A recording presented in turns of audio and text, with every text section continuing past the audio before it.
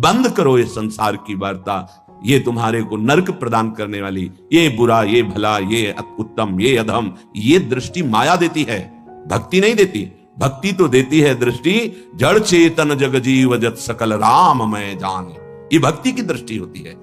ये माया की दृष्टि है, ये अधम है, ये उत्तम है, ये गुणवान है, ये गुण रहित है, ये सब मायामय, ये विषमता है। और उपासक भक्ति के प्रभाव से जीत विषम संसार कीर्ति जग विस्तर है, इस संसार की विषमता से मुक्त होकर वो सम हो जाता है, समदर्शी। तभी समस्त कामनाओं का नाश हो जाता है, क्योंकि कुछ बचा नहीं भोगने योग्य, तो कामना किसकी, सब कुछ आराध्य देव, ऐसा अनुभव हो जाता है। तभी समदर्शी, इच्छा कछु नाही। तो अलम इह वितर्क जालई, बंद करो ये तर्क वितर्क वाद विवाद का जाल। क्या करना है? बोले सहसई वाछिद मोह जालानी, तुम्हारे हृदय में ये जो मोह जाल माया ने फैलाकर तुम्हें बांध लिया कि ये अपने, ये पराये, ये मैं कर सकता हूं, ये मैं करूंगा, ये मैंने किया, ये तुम्हें अज्ञान अविद्या का जाल बांध चुका है। तुम इसे सहसा काट नहीं सकते हो।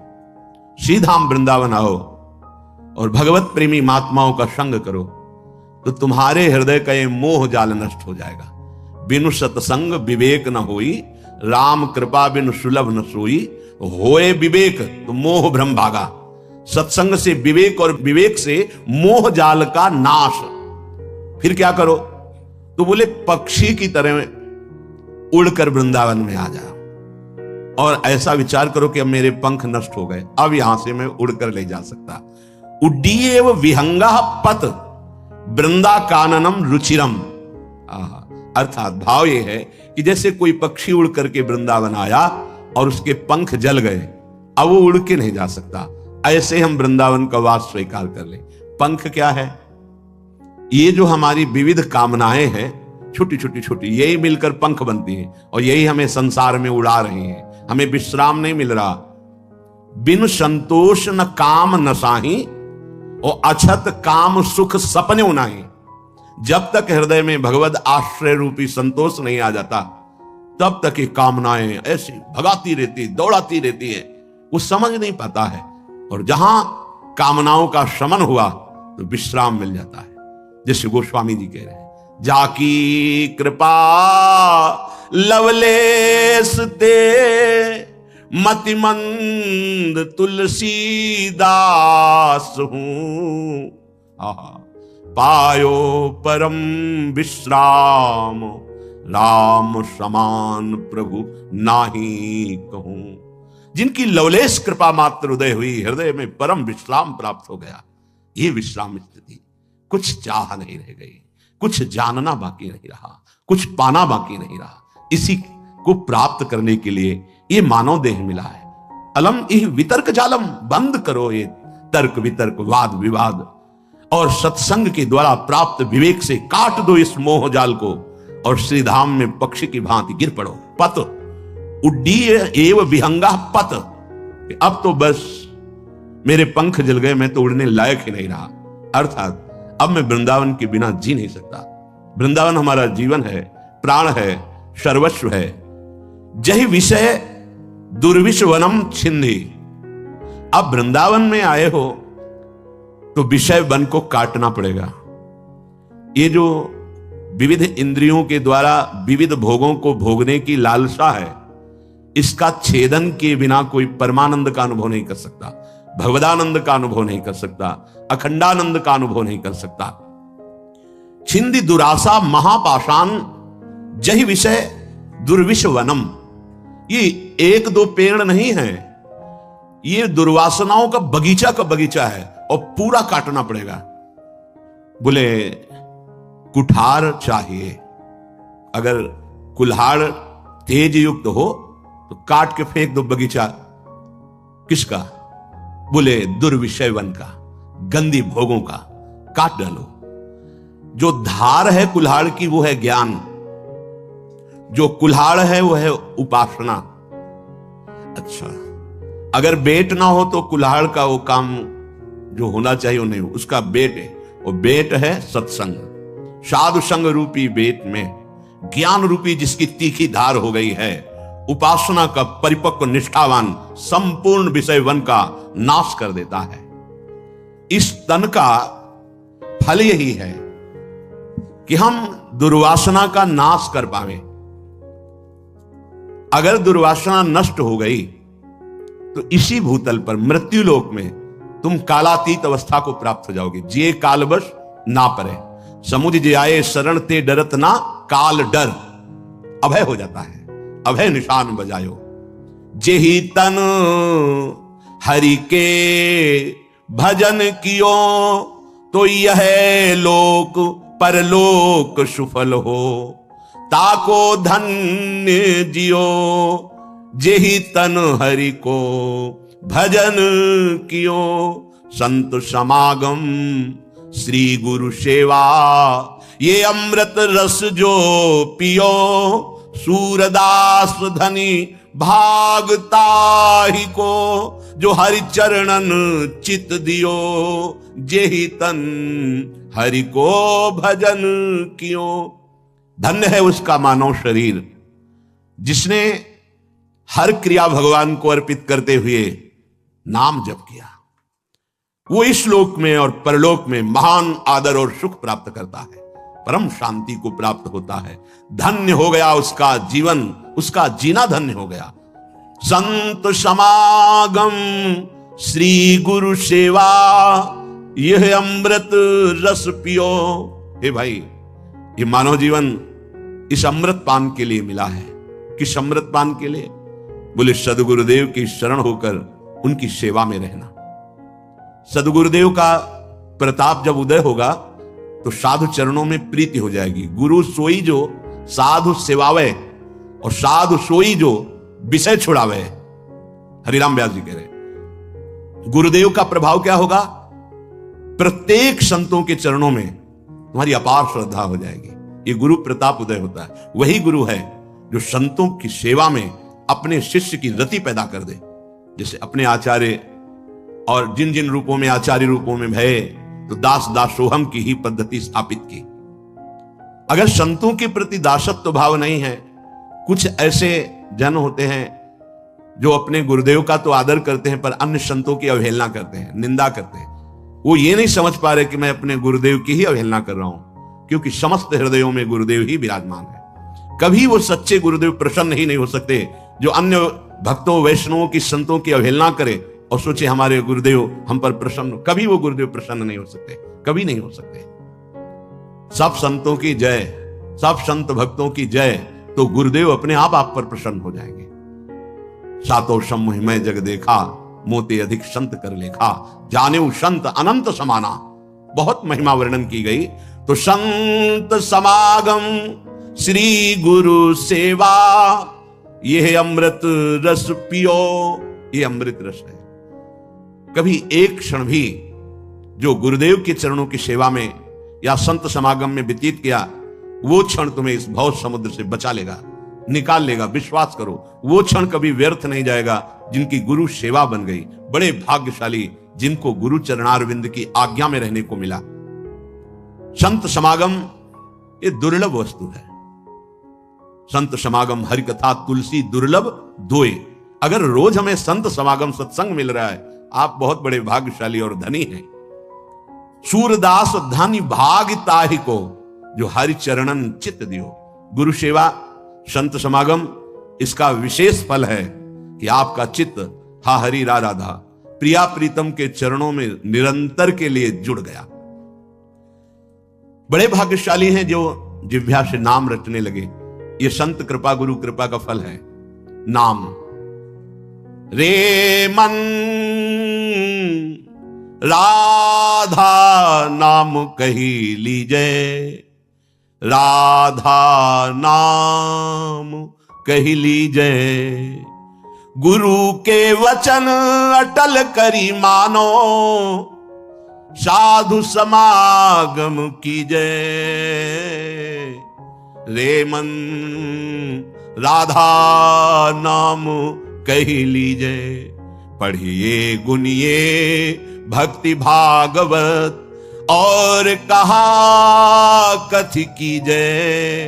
राधा नाम बिन जन्म बाद है, वृथा जीवन कह जीजे। श्री सूरदास।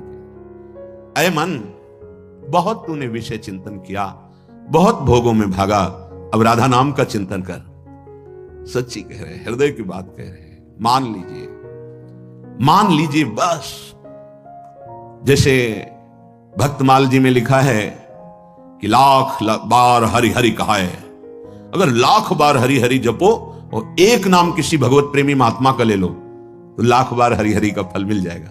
लाख बार हरि हरि हरि हरि हरि ऐसा जपा और एक बार किसी प्रेमी महापुरुष का नाम ले लिया। श्री नागरी दास जी की जय, श्री बिहारिन देव जी की जय, श्री भट्ट देवाचार्य की जय, हरिव्यास देवाचार्य की जय, हरिवंश महाप्रभु की जय, स्वामी हरिदास जी की जय। लाख बार हरि हरि कहे, एक बार हरिदास। जो ही भगवान के किसी प्रेमी भक्त का नाम स्मरण किया, लाख बार हरि हरि कहने का फल मिल जाता है। और समस्त प्रेमियों के हृदय में जहां से प्रेम प्रकाशित होता है वो हमारी लाडली जो प्रेम दाता है। प्रेम की ध्वजा उपासना मार्ग में सर्वश्रेष्ठ गोपीजन हुई, और गोपीजनों को प्रेम कहां से प्राप्त हुआ? श्री कृष्ण अनुराग। बोले यत्पाद पद्म नख चंद्र मणिच्छटाया विस्फूर्जितम किमपि गोप वधू स्वदर्शी पूर्णानुराग रस सागर सार मूर्ति साराधिका मयि कदापि कृपाम करोतु। जिनको नारद जी कहते हैं यथा ब्रज गोपिका नाम प्रेमी हो, तो ब्रज गोपियों जैसी प्रेम भक्ति की चरम सीमा का उदाहरण ब्रज गोपी। कहां से प्रेम आया? बोले यद पाद नख चंद्र मणि छटाया। जिन स्वामिनी जी के चरणारविंद के नख की कांति का किंचित प्रकाश गोपियों के हृदय में हुआ तो गोपी प्रेम की ध्वजा हो गई। कहीं किसी के भी हृदय में प्रेम प्रकाशित होता है तो अव्यक्त रूप से या व्यक्त रूप से हमारी प्रियाजू की ही कृपा होती, क्योंकि प्रियाजू प्रेम समुद्र का सार प्रेम दाता है। जहां प्रेम के समुद्र लालजू स्वयं याचना करते हैं प्रेम की, वो हमारी लाडली जो है।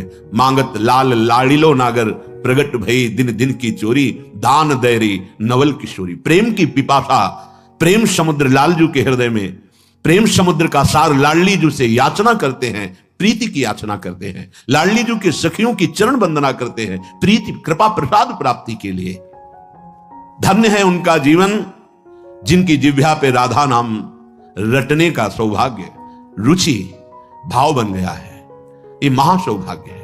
रे मन राधा नाम कह लीजिए। ये श्रीधाम वृंदावन की रसिकों की कृपा है जो राधा नाम का परिचय, राधा नाम जपने की प्रेरणा, राधा नाम जपने की इच्छा हमें प्राप्त हुई। गुरु के वचन अटल करी मानहु।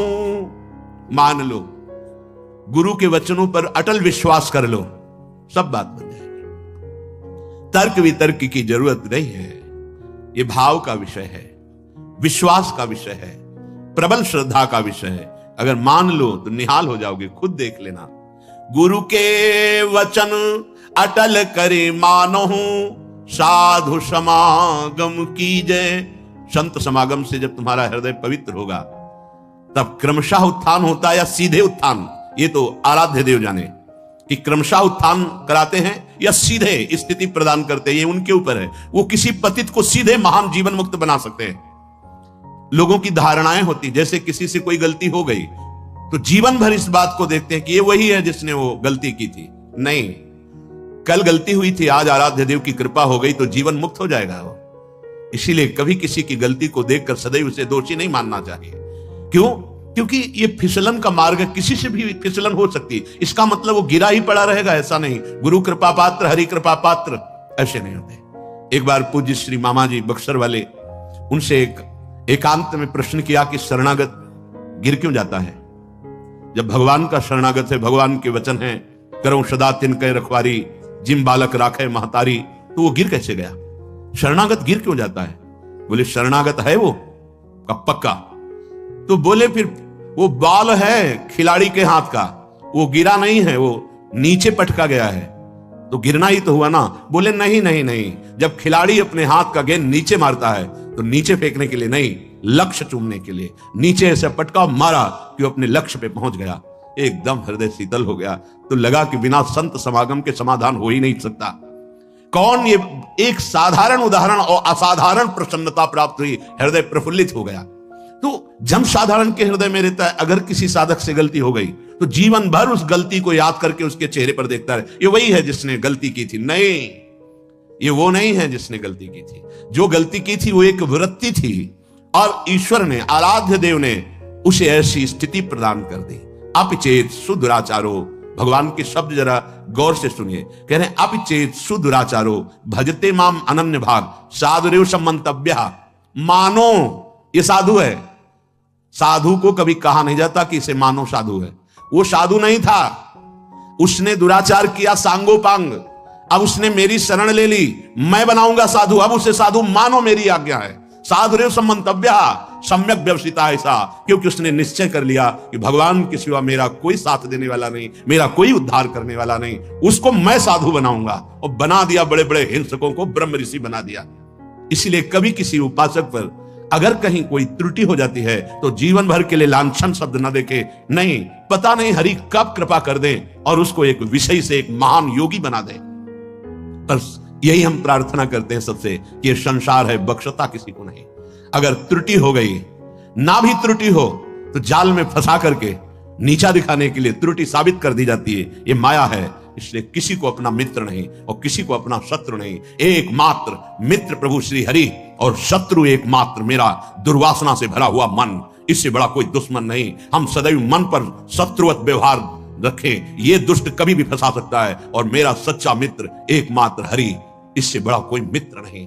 हमारी अटल विश्वास स्थिति गुरु के वचनों पर होनी चाहिए। सूरदास जी कह रहे हैं, गुरु के वचन अटल करी मानहु साधु समागम कीजे रे मन राधा नाम कही लीजे। समय कैसे व्यतीत करना है? पढ़िए, गुनिए भक्ति भागवत और कहा कथि कीजे। सेवक जी महाराज कह रहे हैं, राधा वल्लभ भजत भज भली भली सब होए। भीर मिटे भट जमन की भय भंजन हरि सोए। भय भंजन हरि सोए भरम भूल्यो भट कत।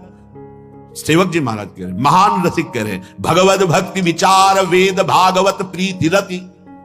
वेद भागवत प्रीति रति भक्त चरण धरि भाव तरत भव सिंधु अगाधा। भक्त के चरणों का दासत्व भाव रखकर वेद भागवत पुराण समस्त शास्त्रों का उसको जब ज्ञान हुआ तब प्रीति का महत्व जागृत हुआ। सी सेवक वाणी जू अति अगाध मति गूढ़। बिरलो कोई समुझई हित मार्ग आरूढ़। ये हित मार्ग आरूढ़ भाव भागवत मिले सब। चार वेद सुस्मृत जो चार अवगाही ले जब तब पावे सेवक हृदय। ये अपनी बात समझते नहीं है। श्री सुख मुख जू बचन सुनावहु।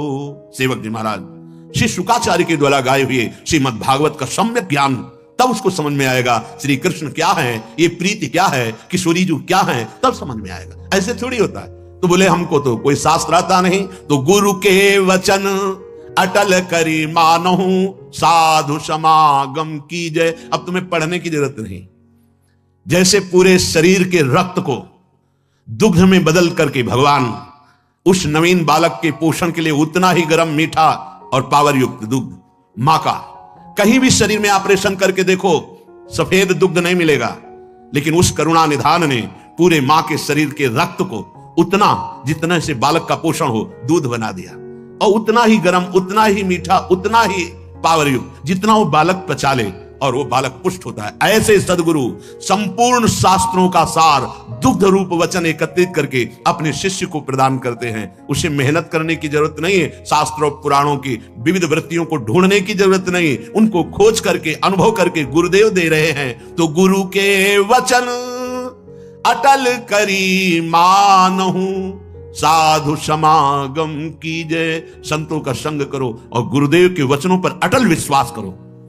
परिणाम तुम्हारा परम मंगल होगा। वर्तमान में तुम्हें थोड़ा कड़ुआ लग सकता है, ये घटाओ, ऐसे करो, ऐसे नहीं, ऐसा करना नहीं है, तो आपको लगेगा कि ऐसा क्यों कहते हैं। जब आपको परिणाम मिलेगा तो आप इसी बात के लिए रोएंगे कि अगर गुरुदेव मुझे कृपा ना करते तो मैं इस रस को न प्राप्त कर पाता। तो अटल विश्वास उनके वचनों पर आंख मूंद कर एक बार इस जीवन को गुरुदेव को दे दो। आपको ऐसा करना है, बस वचनम करिष्येतो में आप बोलो मैं वही करूंगा। कृतोहम, मैं बिका हुआ दास हूं, मेरा कोई संकल्प नहीं, मेरी कोई इच्छा नहीं, बस आप आज्ञा कीजिए। ए परम पद हाथ में आ जाएगा। जे गुरु चरण रेनु अनुरागी, ते लोकहूं बेदहूं बड़ भागी। जे गुरु चरण रेनु सिर धरही, ते जन सकल विभव बस करही। श्री गुरु पद नख मणिगण ज्योति, सुमिरत दिव्य दृष्टि होती। बंदो गुरु पद पदुम परागा, सुरुचि सुबास सरस अनुरागा। गुरुदेव भगवान की चरण रज माथे पे चढ़ी हुई है, उनकी आज्ञा का पालन हो रहा है और उनके चरणारविंद के आश्रय वृत्ति हृदय में जागृत हुई तो दिव्य दृष्टि प्राप्त हो जाएगी। दिव्य दृष्टि, जिस दृष्टि से हम प्रिया प्रीतम का साक्षात्कार करेंगे वो दिव्य दृष्टि, जिस दिव्य दृष्टि से ब्रह्मबोध होगा वो दिव्य दृष्टि गुरु के चरणों से प्राप्त होती है। हमारा समय भगवत चिंतन, भगवत चर्चा, भगवत लीला गुण गायन में व्यतीत हो, कर्तव्य कर्म करते हुए